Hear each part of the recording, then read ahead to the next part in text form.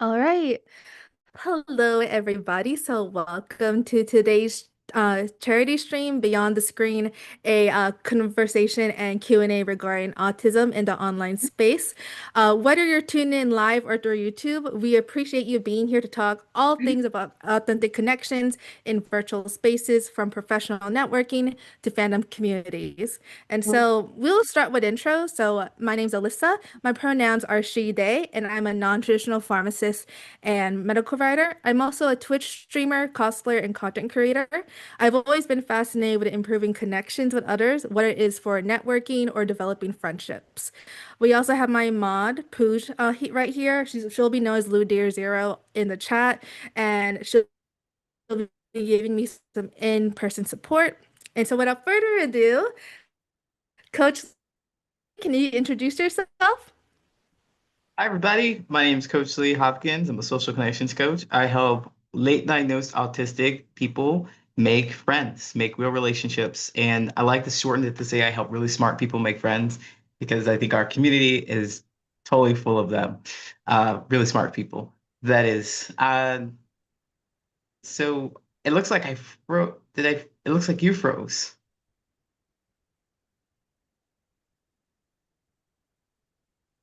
Oh no. Oh, Um, am I frozen on your side? you were frozen. You're frozen on my side. And now, are you moving? I think I'm moving right. I can see you. Okay, Right. you see, you've got to kind of do this and move a little bit. So, Yeah. okay, you're Yeah. live. You're live. I'm alive too. Okay. So, social connections coaching, I help people make more meaningful relationships. Um, do you want me to say more? I think. Are we good?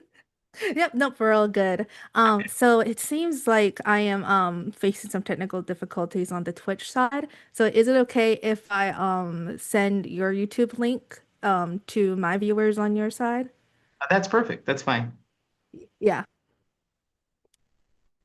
Let me get this out here.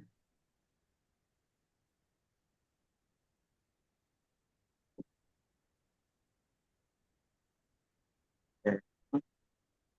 It doesn't seem like it wants to do what I want it to do. There we go. I dropped the link in the chat. Okay. Girl, people can't see.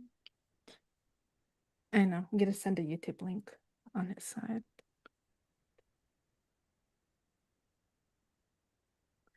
All right. Okay. We'll just continue and it'll be broadcasted on your YouTube stream if that's okay. I just sent the link Yeah, over to my viewers. yeah, everyone can catch the replay, and then we can All update. right. So, um to get started, so thanks Coach Lee for joining us today. Um oh no, I think I you for I froze this time.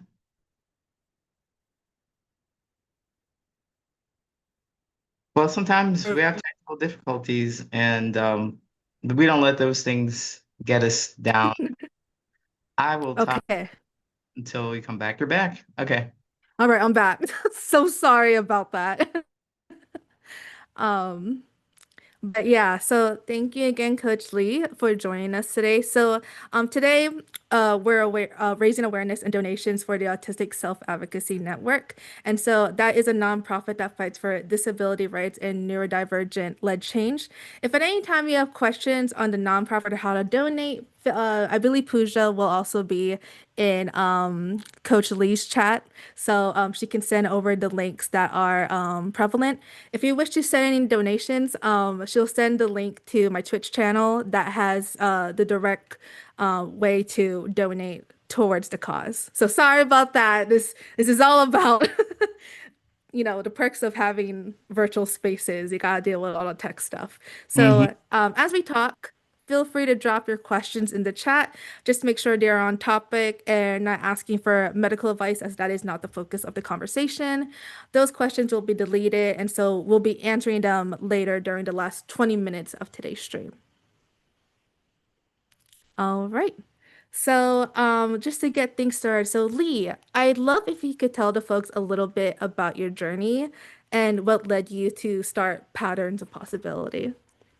All right, thank you so much. So I'm really Mhm. happy to be here, Alyssa. Thank you once again. And to the community out there, I'm glad that you're here too. I hope that this gives you something of great value and that you're able to use it to enrich your relationships. And so my journey to start with that, I'm late diagnosed autistic, and I didn't realize this until just a few months ago. It feels like just a few months ago, but less than a year. And I focus on serving late diagnosed autistic because, of course, that is my experience, and I'd love to speak from my experience. And so, from all my life, I really struggled with creating relationships with people.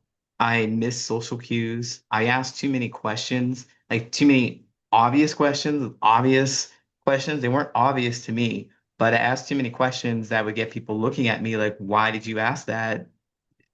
It goes without saying. Can't you read between the lines? How does this not make sense to you? And I realized that I was the problem. So I struggled because I was thinking, well, my observations aren't welcome. And what I know, my reality or how I see things is mismatched. That means like most of the people around me believe something else. And it was really, really prevalent when it came to feelings and emotions. It seemed like other people had feelings, like really, really strong feelings. They would get angry and they would argue. Like in my household, there was arguing, and then we argued, and then it just seemed like everything just disappeared. All the energy, all the frustration disappeared, and we never talked about it. And I thought, well, it's still there, it's still lingering. I kind of like to acknowledge it. And every time I would, they would say that I was wrong. No, there's nothing here. And so that pattern of being wrong about my reality just seemed to show up everywhere. It showed up in the things that I enjoyed. So if I enjoyed art, for example, I love art. I used to make lots of, so I'm 42, right? Played Super Nintendo. So one of the things that I did for a friend was I did a mural of Cloud from Final Fantasy VII for him. I did artwork.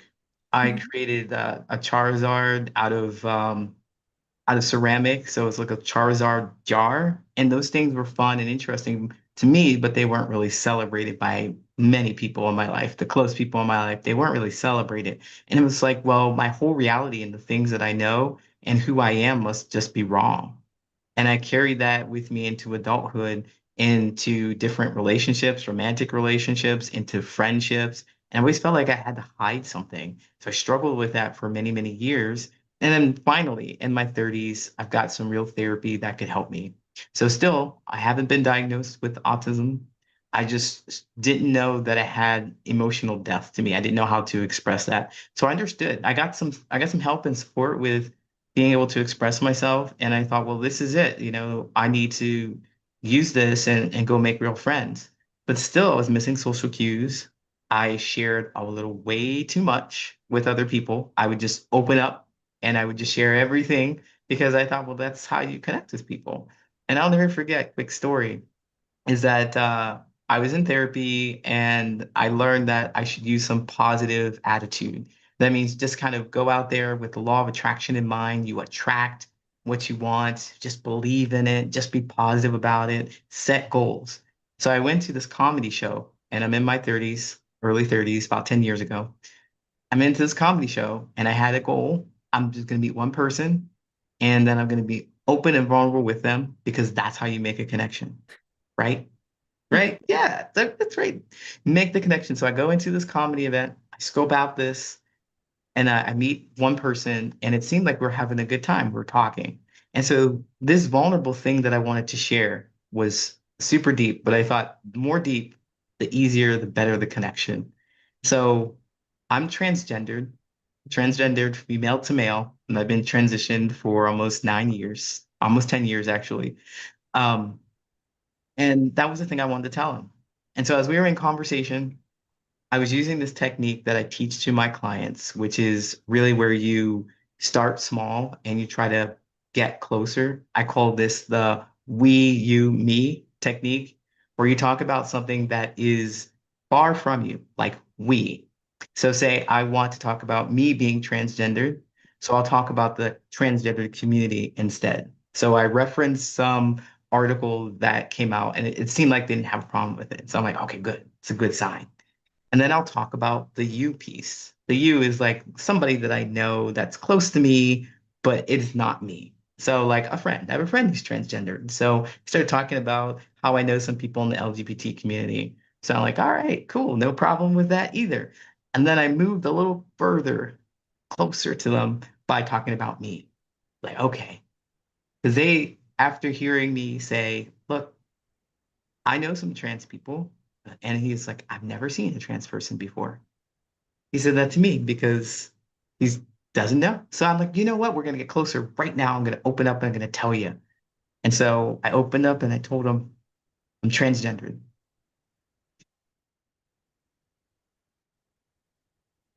He did that. Oh, Stop talking. He thought we froze. I thought it looked like we froze. yeah, it froze for like a good 10 seconds. I'm like, oh no. That's exactly what he did. I'm sorry to scare you. That's but that's exactly what he did. He stopped talking, like Mhm. completely just froze. And he walked away. Didn't say anything else to me. And I'll tell you, that was a really difficult time because handling rejection, wanting to be accepted for 30 something years, I thought this was the moment. This is how we do it. This is exactly what I need in my life. If I just do that, but it didn't work. It was more the very thing that I was terrified of happened. And I thought, wow, I'm worthless. This is the most awful. I guess I'm completely wrong. Never open up again. And I know somebody out there probably has felt the same way. Never open up again because that's what happens always. But looking at it at hindsight, looking at it some years later, I've learned that, well, it was a good thing that happened. Because if this person would have opened his mouth and said, hey, I don't never want to hear you talk about that again. And I would say, yeah, I never will talk about that again. But that's my core identity. That's who I am. That's a really big piece of me. I can't just not talk about it. And so he left and I never saw him again. But I learned that, okay, that's just not the right person. I got over that because I didn't die. I didn't.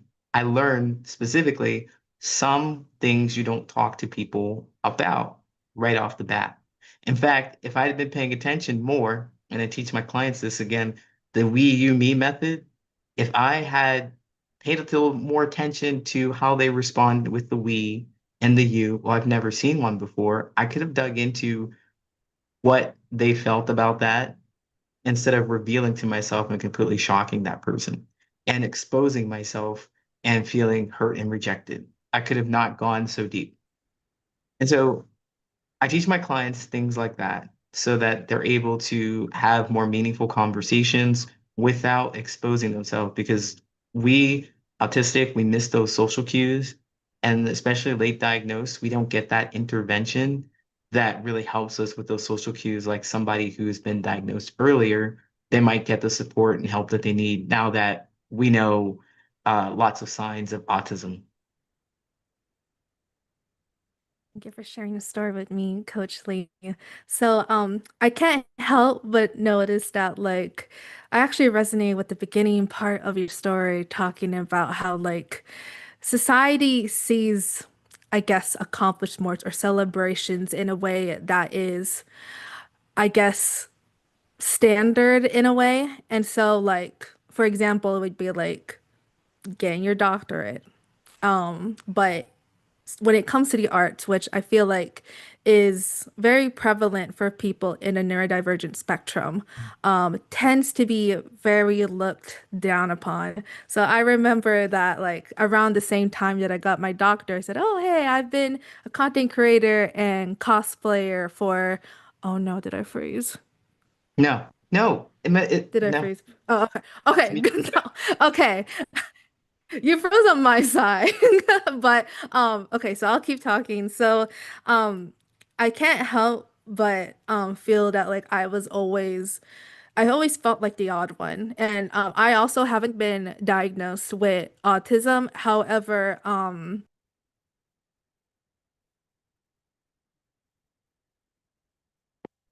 Okay. Well, it looks like we were in the middle of a beautiful story, and I hope that she returns soon. But I'm really curious to know about her struggle with autism, or, I mean, it resonates with me, the idea that, um, you know, arts aren't as celebrated. We back? Yeah, we're back. All right. I'm so sorry about that. But yeah, this is what I mean by that. It took me a while to get into it. And honestly, it was around the time that I've met Coach Lee via LinkedIn, that I started really embracing that side of myself that is not so conventional, if you will. I always jokingly call myself the non-traditional pharmacist because I don't go where everyone else is going on the path. I go on the path with many zigzags and lines. Like I just thought it's funner. And I think Coach Lee from like our first initial call. So fun story. So Coach Lee actually was the one to initially reach out to me. And I was like, oh hey, he looks cool. Let me look at what he does. And honestly, I vibed so much with it because not only is has networking been something new for me, but technically I've been doing it since I was doing content creation, trying to get to know other people that think differently from me, that aren't necessarily quote unquote standard as well. And so going into that environment of network or professional networking, getting into the more, I guess, neurotypical arena, if you will, can be a little daunting, but to meet other people. So for example, in one of my career, because I see a career coach for my career and such, Mhm. and there was a fellow pharmacist who's been a pharmacist for 10 years who also had autism, and he just felt so ashamed to not be able to, I guess, match the same level of being confident and sure about themselves when it comes to embracing their ideas. And so, and honestly, my coach is a more neurotypical person, so they didn't really know how to deal with it. And it's Mm. things like that where I feel like it needs to be talked about more on how to navigate conversations like that. So, mhm, Yeah, that's a wonderful story. There's mhm, so much shame that goes on because we just don't know what we don't know. And society, well, again, if you're neurodivergent in some way, it'll say, look, you are looking at the world wrong. And you believe mhm. that. And that's because not many people have any answers to how you can fit in. You've probably been just, people in that case have just been kind of going with the flow and making up they go along and believing that nobody else really understands them. And I think that's really why, we're talking about this kind of stuff today. It's super important to know that you're not alone with this. I appreciate all the work that you're doing here. Yeah, no, and I honestly think that because something that I tend to bump into when it comes to talking to other very talented, very seasoned professionals, especially in my field. So, as everyone knows already, I'm a pharmacist by practice, Mhm. and there is this joke that pharmacists don't know how to network. And regardless if you have autism or not, I just think it comes from a place of we have to embrace the sides of ourselves that we often mask. Because I feel like by embracing our true selves, even parts of ourselves that we're not proud of. So, an example of it is, and I think Coach Lee might have noticed that too while texting me as well. I feel like I'm a little bit less awkward and more talkative over text versus in person. So like I'll give an example as like a cosplayer. So I've made a lot of my audience via a character, and a lot of what I show is quote unquote masking, meaning like I show what is seen as acceptable to other people. But then they meet me in person, and it's like it's either they understand because they are on the same level of neurodivergence or they are autistic themselves, or they're kind of like they're I don't know what the right word for it is, but kind of like caught off guard because they're expecting this outgoing person, but honestly, when it comes to social interactions in real life, I get very socially stimulated. So it's things like that where you have to come into terms like what your limitations are. And when you are known to freeze, even though it's not necessarily meant to make other people feel uncomfortable, if that makes sense. Yeah, absolutely. 100%. I believe that masking is a good thing. And I don't know if that's controversial or not, but Hmm. there is, a time and place to show people what they want. And it's simply not at your detriment, though. It's when people mask, I think when they talk about it these days, they talk about masking to their detriment, doing all the heavy lifting, hiding all the emotions all of the time. And that's not what you do. You come up here and you show up as a person who wants to engage and have fun and kind of have a character. And people who know that they can have the mask and take it off, like, okay, now I need to breathe. Now I need to be a person who's a little more relaxed, or maybe a person who is a little awkward, and that's just who I am. I'm just showing you who I am. And I think that when I encounter these kind of things, I'd love to impart this mindset among other people is that, wow, I really get to see your authenticity. And wow, I can appreciate it even more because your mask is so different from who you really are. So now I can appreciate the work that you do as a character, as an artist, because it takes energy to put into it. I can see why you don't want to talk right now. I can see that. I mean, if I ran into you in person and just kind of out of it, I can Hmm. see. Yeah. Yeah, it's kind of funny because I so long story short, I actually have to run a big gathering for a convention in August. That's usually um hosted by a friend of mine who is obviously I'm not sure if they're neurodivergent or not, but they're used to crowds and they're used to handling with like hundreds of people on one time. Well, they don't live locally. I live locally to the convention, and they can't make it. So, me being the person that I am and wanting to help other people, I Mhm. took on that responsibility, and I was very excited until I realized that like I'm going to have to put on that mask again. And it can be, and like you said before, it's not necessarily a bad thing, but it's also being able to understand what your limits are, when to Mhm. be vulnerable around others and around the right people. Right. So that's a good example of what I would like to say when it comes to being in a really big social space, especially as someone with neurodivergence. Hmm. Hmm. So, Hmm. um, as far as, being in those huge spaces, you got to protect yourself when it's a big space or a little space, who are you talking to, the pattern of behavior that you've met with these people before, and those things are all just really important to your creating the kind of relationships you want to. So I like when people mask. I like that because I don't know everything about you and I don't want to Hmm. know everything about you. Maybe I'm not capable of understanding the deepest things that you want me to know about you. And it's a drain to actually tell me all of those things and it goes right over my head. And you feel lonely, like people don't understand you. And then I feel overwhelmed because I can't handle and process all the information you're sharing with me. And I just like to point back at your example about how you have to know your limitations. You have to know your limitations of it. And I think it's just really important to know what you can handle energetically and what you can't, and when to stop yourself. So noticing when people aren't receiving what you're sharing is super important because all you're going to do is work yourself up and you get frustrated with them. And I think that a quick segue to info dumping is one of the things that we love to do. I love to do it. I want to share everything that I know about something that I love with you. And I'm not paying attention to whether or not you are absorbing it or someone else is absorbing it.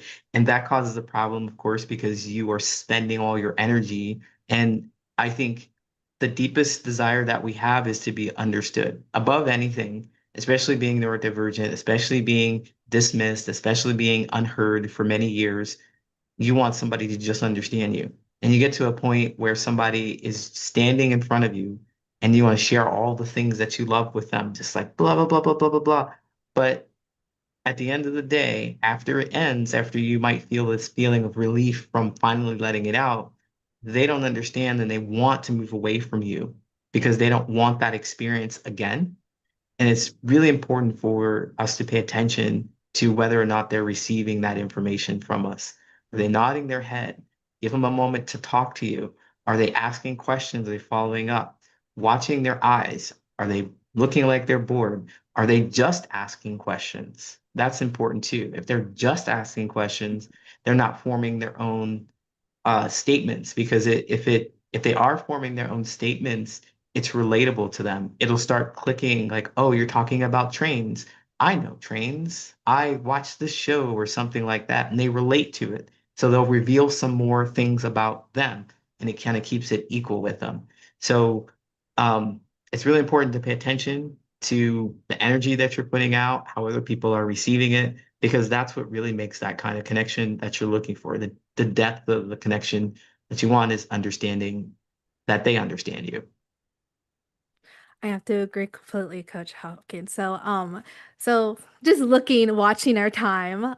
So we have some questions from the Google Sheet that we got in terms of people that can't attend live. So I'm just going to, yeah, I'll just read it. Um, all right. So the first one is from Anonymous. I feel that I thrive in regular social settings, but networking is nerve-wracking. How does one stay authentic but still professional? Oh, I love this question. Authentic but still professional. So I like to go into any space, any social space, and think about the purpose of being in that space and let myself anchor to everything I do in that space. So, what is the purpose? First of all, what is the purpose of being in the space, whatever it is? To network? Is it to get more people who get connected with more people who understand that you are a pharmacist and they can refer you so that you can get a better job? If that is one of your goals, then you want to do things that are aligned with that. If it is to show up in a way that shows your hobbies, your skills, your habits, things that you like to do, then you show up in that way. But what will it get you? What will it get you at the very end of it? And that's the key piece. That's the key piece. So when I tell people when you want to go networking, you what is authenticity to you? It is probably not going to be your deepest, darkest desires. You're not going to go out there and talk about how you have traumas from your family history. You're not going to go do that. You're going to try and keep it related to what's happening at the event. So the moment you feel as if this is something that is not aligned with your values, you say something that's not aligned with your values, if you start trying to go along to get along, if you feel like the conversations are boring and you stay, that is inauthenticity. It's inauthenticity if you want to make these connections with people. If it's boring, the conversation is boring, and you stay because you believe that this person needs to learn more about, you need to learn more about this person, you need to cozy up to them because your ultimate goal is to get a referral so that they can get you a job, then okay, great, you're doing a great job. But if it doesn't feel good to you, then we have to make a little bit of adjustment. And this is where these social skills come in, where you learn how to pivot the conversation. You learn how to talk about something else so that you can find alignment. So you can maybe talk about, cosplay. I like, oh, make a connection on that, or anime, whatever it is that is interesting to you on a more social, human, a social level, hobbies level. So I want to give like a little story that happened actually last week. I attended this networking event for medical communications, and literally one of the first talking points, even before I even asked about opportunities or like how to break in and pivot into medical communications, is, hey, by the way, in my free time, I'm a Twitch streamer and a cosplayer, the and this was me talking to the founder of the event, and basically he recruits for a bunch of medical communications agencies. And he said, "Girl, you have so many transferable skills. You Mm, have the marketing background, and just hearing that, like my own interests were validated on a networking scale in that sort of way. And honestly, I think connections like that have been more fulfilling, if I'm gonna be honest. Like they're out there. You are going to face some very uncomfortable networking situations. yeah, I've had my whole share. Not everyone's going to think, like us, where they're a bit more open. They're definitely going to be more on the neurotypical side. But just know that absolutely. go and approach people the way you also would want to be approached, because you'd be surprised with the results you can get. And who knows, you not only will you get like a new professional connection, you might get a new friend out of it. There's So, all right. So the next question is, so this is from Coco. What is one thing you have learned about people with functional autism? So I guess, for example, at least from having your clients, and what is one change you would have to integrate into our current society?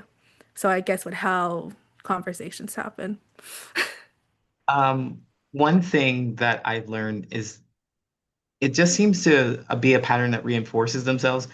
The people that I work with are really smart and they really have an idea of what patterns are and what patterns keep repeating and playing. And so I often see that. Like it's really refreshing to see that. And I see that they have a really high awareness of themselves and how they're showing up. It's just that there are some things that they're not noticing about how they're showing up in some situations because the emotional overwhelm of being rejected so much. It just feels so great. So the rejection sensitivity is always there. Um, so as far as the second question, what would change in society? Mhm. So is that I struggle with talking about changes in society because I don't have the power to change something in society. And I feel pretty disempowered when I talk about what somebody else should do. So I'd like to kind of boil that down to talk about what I can do and what I've seen and maybe interactions that would help on a grander scale if they were just kind of multiplied. And what I think that would really help bridge the gap with communication between those who are neurotypical or neurodivergent is both of us do the work. Because I've been in too many communities where, autistic communities where they say, well, society sucks and they need to do more work to accommodate us. Right, right, right. I think that people need to do more. They can do more, but also what can you do to make it a little easier for them? And I'm not trying to shame. I'm saying specifically if I'm talking to Coach Lee, what can I do to help them understand? So I run into so many people who are allies, who want to help, who want to be supportive. They just have no idea what to do. And I also don't speak their language. I didn't speak their language and I did not know how to communicate my needs because I didn't know my needs. So what could I do? Well, I could be a lot clearer on how an individual person could talk to me, how I receive information, and I'm able to clearly communicate it to those people who do understand or are interested, those people who are curious, but are not neurodivergent. So if we had more conversations like that, if we were able to facilitate more conversations like that, then we'd have a bigger impact. I think it would just continue to spread. And I don't think where I sit right now, I could say there's one law that will change everybody's mind or one thing that people could do. I know what I could do, and I do the best that I can to hear other people, understand their position, and also clearly state my position and make sure that they understand where I'm coming from and hope that we can find some commonality right there and support each other. So, I guess as a technically a more neurotypical person is that so something that I have to keep in mind is so for example, I know Coach Lee. I've been able to interact with him on different scales and being able to really know him as a person. And then, I have other people in my community that also are on the spectrum, also are autistic. Um, and the newsflash is not all of them are wired the same. One shoe does not fit all, and you honestly just have to talk to them like you do with anyone else. Just being able to get to know them, get to know like, other likes and wants. And honestly, I won't ever forget about this one conversation I had with my mod who is also autistic, and he's actually the one that inspired me to run this charity stream. And he will come up to me and be like, Alyssa, I feel like no, I'm unheard and that I'm a burden to others, when in reality, it's you have to find the people that will stick by you and be able to, stick and understand your quirks. I also have some friends that, that are close to me in real life that often tell me, people I went to college with who used to be outgoing, but recently have, gotten a little bit more, I guess, socially introverted and such, Mhm. which is funny because when That- as she got more, as she got more introverted, I got a lot more extroverted. And as I was talking to her about my networking journey, she told me before she was afraid of rejection, of being, looked at wrongly and such. And I said, the right people will come to you regardless of, I guess, the expectations that you have for yourself. Because I used to have that same fear of just me being myself, being, Yeah, I guess, unattractive to others, if that makes sense. yeah, and I would say to kind of add on to that and put it a bit of a neurodivergent or specifically autistic because their neurodiversity has under things lots Yeah. of things under it.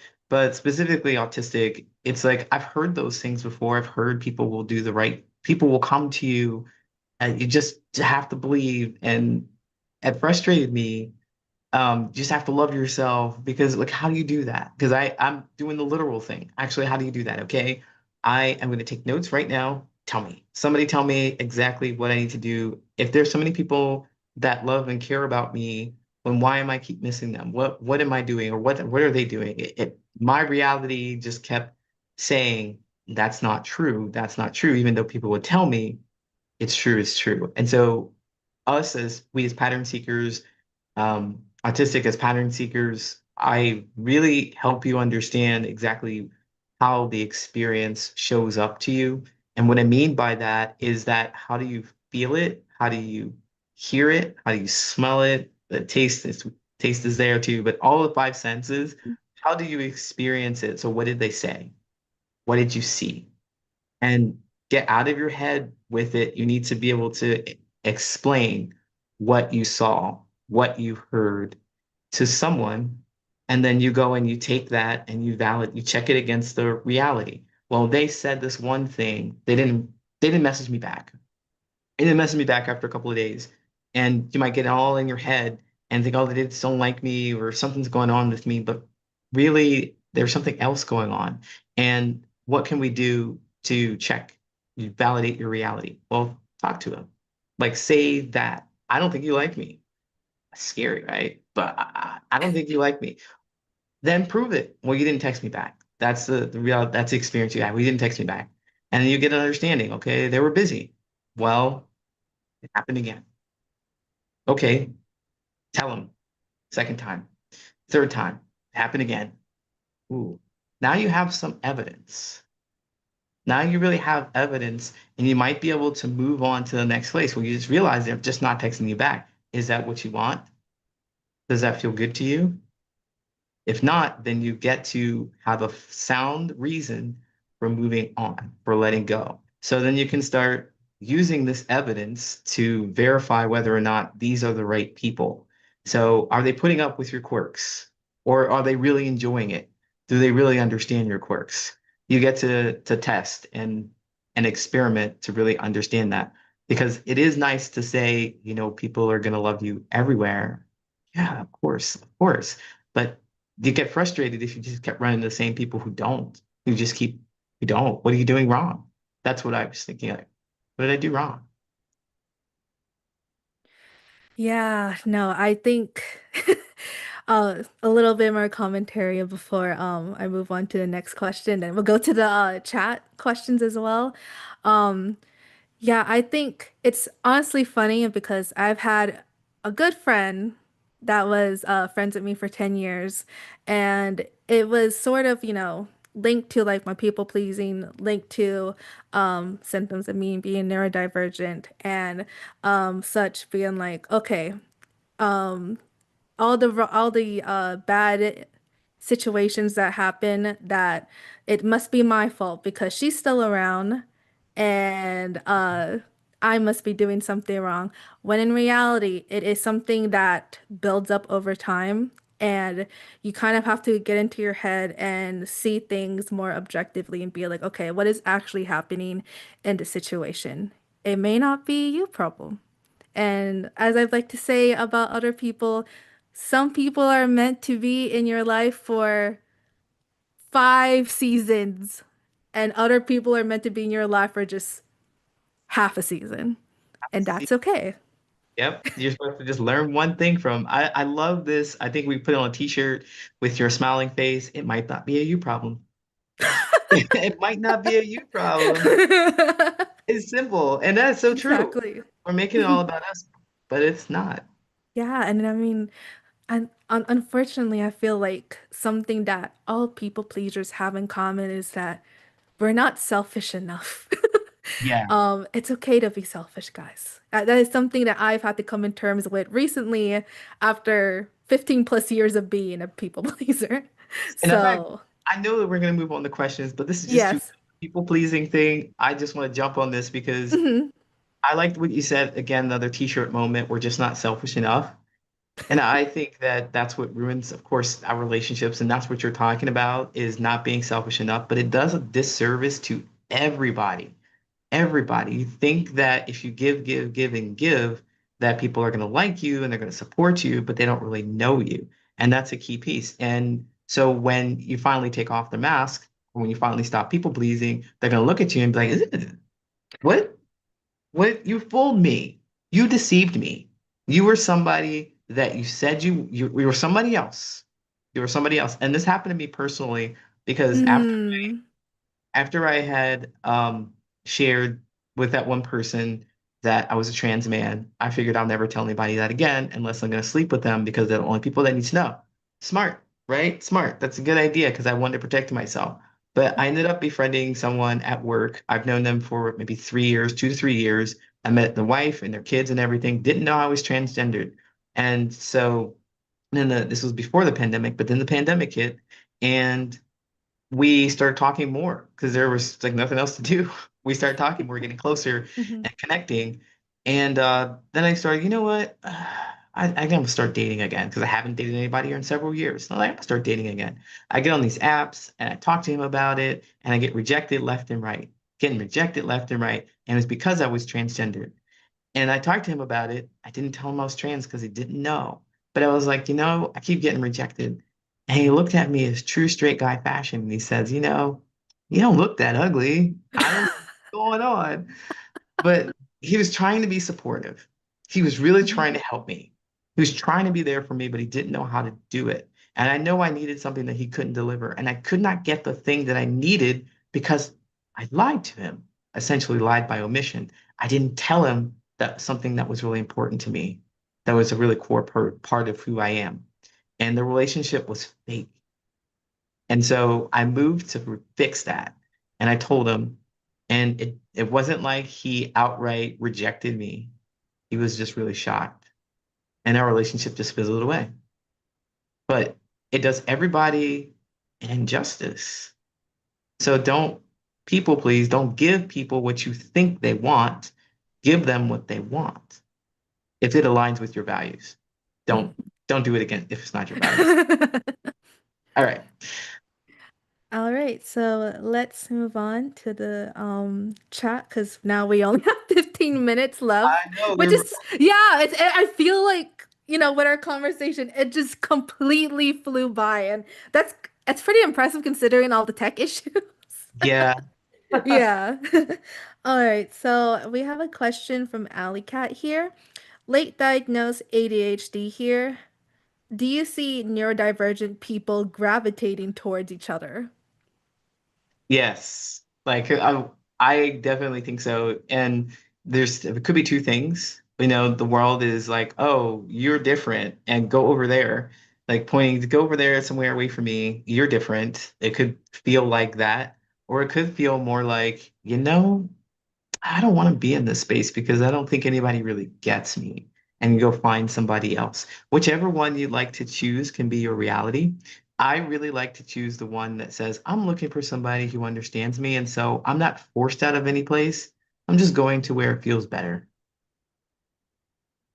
Yeah, so I just have to talk as someone that hasn't actively looked in to being diagnosed with autism because funny story. So as I've been talking to Coach Lee and thinking about like my sort of patterns with interacting with people, I took an exam and like one of those online exams.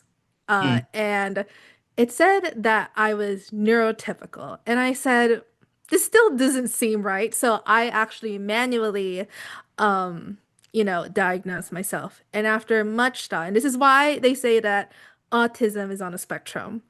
And for me personally, just going based off like, my social connections with people and how I interact with such, I will say that I believe that I'm at the very least neurodivergent. So I Get to do want to, there somewhere. yes. Yes. Um, but it's I will say they do gravitate, and it starts to honestly make a lot more sense that even though, with certain people, you might seem that the connection will fizzle out, even between other neurodivergent individuals as well. It might not always vibe or like think the same, Right. but the ones that you find in your community that stay strong and you can go back to like you don't have to talk to them for like days or weeks on end and you can just go back to a conversation like no time has passed. That is honestly the best feeling ever. And just having people that get you, Yes. big bonus if it's in the professional space is so rewarding. Absolutely. Um If I can say more, because I want to say a yeah. little more about that because you'd mentioned Mhm. neurodivergence doesn't mean that you're going to make a connection with other people, and that's what I discovered in so many ways. Just being black, I don't connect with all black people. People who wear glasses, I don't connect with all of them. Trans people, I don't connect with all of them, even though we're just 1% of the community or population. I don't. And so, what we really connect on, I found that there are three things that are really, really important to know. So if you haven't learned anything, and it works online, offline, wherever you go, it's the history, connecting on the history, and that's who you are and how you got to where you are today. So your life experiences are important. So if they relate to your life experiences, maybe growing up with a single parent or growing up with a full house or growing up with your grandparents or growing up poor, they can relate to that, then you have something to connect on. The other thing, hobbies. Hobbies are the things that you do that bring you joy today. You connect with people on those things, not what you aspire to do. That's not it. It's what you're actively doing. Going out for runs. Are you doing artwork? Do you love classical music, board games, whatever? You can connect with people because joy is connecting. So those two things. And then finally, your habits, your daily habits, your routines, what you do every day. If you're a vegan, it's going to be difficult for you to connect with somebody who eats a lot of meat. If you really do that, the reasons behind you being vegan, it's going to be difficult for you to connect with someone who just eats a lot of meat or does something different. It's going to be difficult for you if you have a habit of spending money like left and right, going out here like this to connect with somebody who just wants to save because the rest of your life is going to look different. While you want to go out there and go to Starbucks every day and have lunch on your lunch, go buy lunch, they are going to want to save and they are going to want to go to investment places and learn about strategies to invest. Your lives are going to look different. It's going to be more difficult to talk to each other. So if you don't remember anything else, your history, hobbies, and habits, and the more of those you have in common, the stronger the connection will be. All right. Yeah, no, I would have to agree with that because so an example of that is I'll use my friend Poosh as Yeah. an example. So I've been friends with her for 10 years. We kind of had like the same sort of upbringing, and we've literally been friends since fifth grade. And we've actually had like the same hobbies and the same sort of habits as well. And some No. from hers that have rubbed off on me too. Some both good or bad, but whatever. But honestly, it's things like that where it's honestly translates really well that because hobbies you can meet people from other hobbies that so for example, oh, they like Final Fantasy, I love Final Fantasy, and then Yeah. you talk about that together and you find and I'm saying this from personal experience, but just because they also love Cloud Strife doesn't mean that you should be best friends with them. Yeah. Uh, You have to have some yeah, other commonalities. Like exactly. I met somebody the other day who played Final Fantasy the remake, Final Hmm. Fantasy VII the remake, and that was their first exposure to it. But I played it when it was on the PlayStation, so there's a little bit of Hmm. difference when it first Yeah. came out. So anyway, there's a little things that you've got to watch out for. Yes. All right. And then all right, so my next question is from Zen Artist, who is on one of my mods on my stream. What if someone isn't trying to people please, but is someone that generally loves to be selfless and it builds them up mentally, and being selfish tends to be negative towards them? I like this question. So when I think Hmm. about, I have to put some definitions in here because when we talk about these kind of things, selfish means one thing to another person, selfish means something else. So when I think about being selfish, I mean that it is a force that comes from the outside. Somebody's telling you that you're doing something wrong because it doesn't benefit them. That's what selfish is. Nobody's going to label you selfish. I mean, people are going to label you selfish. You probably wouldn't label yourself selfish. You would call yourself selfless because you have a desire to help other people and it helps you to help other people. I like those people who are selfless or selfish if you just want to squeeze them all together and just call them a person with boundaries. I just you put them together and just like that's a person with boundaries. I will Hmm. help you because it feels good to me. It Yes. doesn't deplete me at all. I've got boundaries. I will not help you today, even though it hurts you, because ultimately I'm exhausted. And if I am exhausted, I cannot give you anything good. I'm just going to give you frustration. I'm going to build resentment against you and this relationship. And I'm not going to like myself. And I'm not willing to do that to myself because you tell me that I'm bad. So, not selfish, not selfless, just a person with boundaries. I like to say that because it just kind of fits. I need that on a shirt too. It's not being selfless, it's not being selfish, it's just having boundaries. It's just having boundaries. Um, I am gonna write that down. like even with your professional network. So all Yes. my people in that has a LinkedIn that may be in chat that might be like, ooh, I really don't want to cancel this meeting because I might seem like a burden of them. The reality of it, guys, is that everyone's human at the end of the day. if you're burnt out, and I'm saying this not only to other people, but to myself, Hmm. when you you won't be able to portray the best version of yourself if you're tired. And you won't be able, and that's something I tell myself every single day. Someone that has been a therapy friend for 10 plus years, you won't be able to help your friends if you're not able to help yourself. Exactly. We've got so many t-shirt moments here. Uh, yeah, I agree 100%. You have to protect your well-being. You can't pour from an empty cup. It's been said so many ways, but you really do feel it. And it's exhausting. And I would say, furthermore, is that if they really needed help from somebody and they were stuck with you, giving them half-hearted advice, then they don't get what you intended for them to get, the help they intended for them to get. You kind of fail there because you didn't take care of yourself first.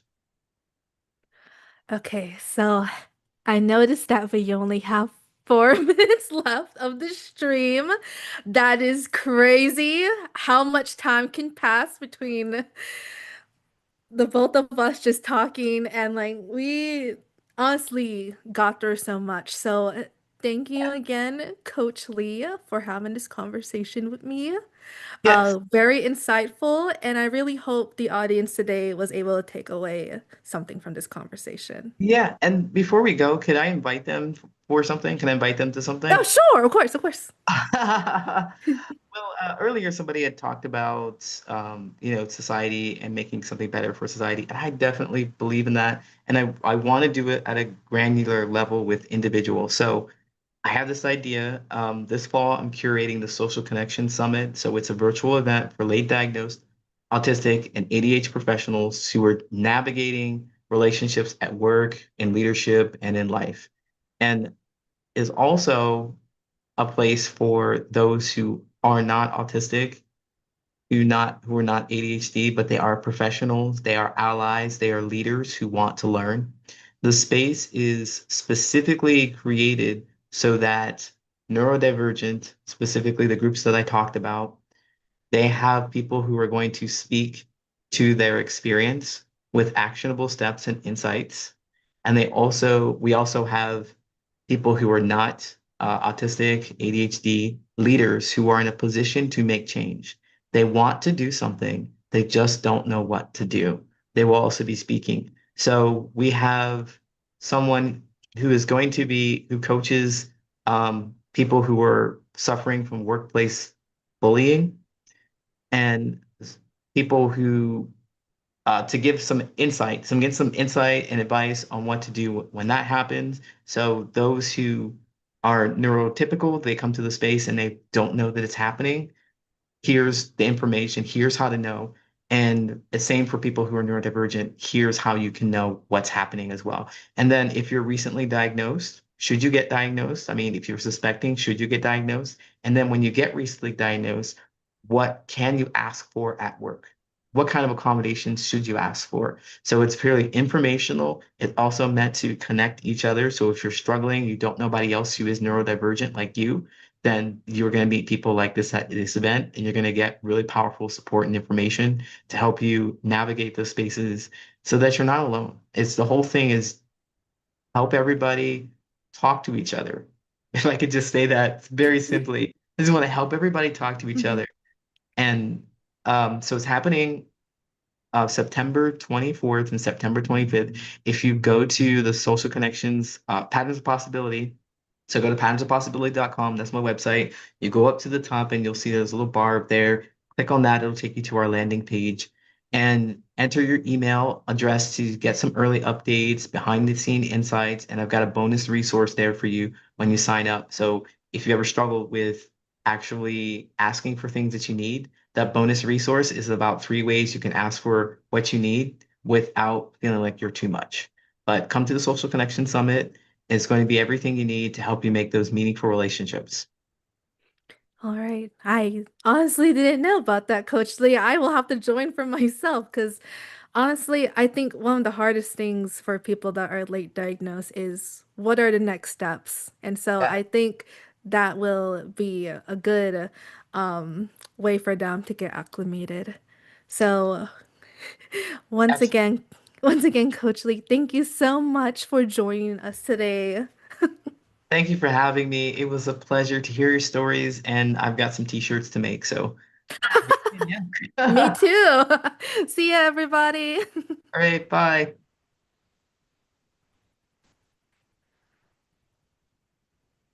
All right.